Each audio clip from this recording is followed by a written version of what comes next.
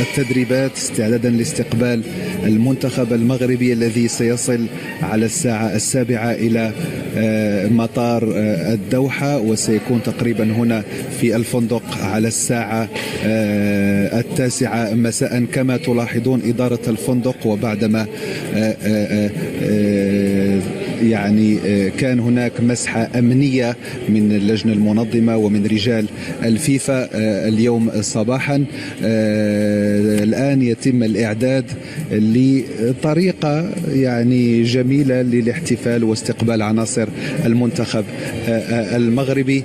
إذا سمحت السيد أدهم، معي السيد أدهم السباعي وهو مدير الفندق. ما شاء الله عليكم، ترتيبات واستعدادات.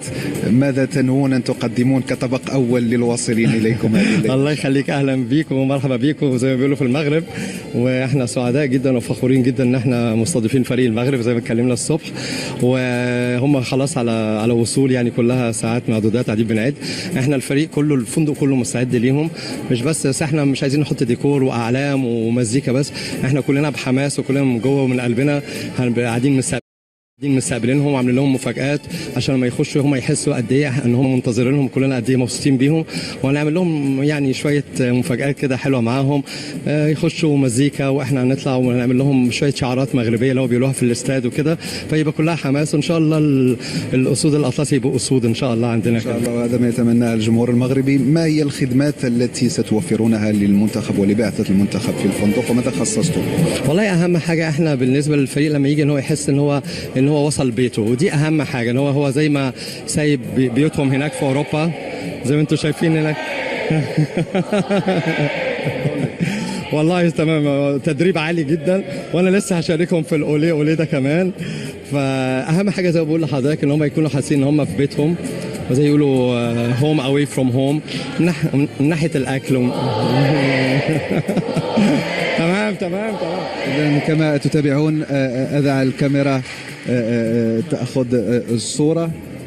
استعدادات على قدم وساق لاستضافة عناصر المنتخب المغربي التي كما أشرت ستصل على الساعة 7 اليوم.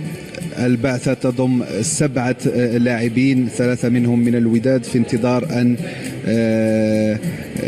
يعني يعود الناشطون في أوروبا فور الانتهاء من التزاماتهم مع أنديتهم. أيضا بطبيعة الحال مع الوفد المرافق هناك عضو الجامعة وأيضا الطاقم الطبي والتقني والمدرب. أمين، شكرا جزيلا لك، وكل التوفيق بالتأكيد للمنتخب المغربي أسود أطلس. كل التوفيق لكل المنتخبات العربية المشاركة في هذا الحدث الكبير.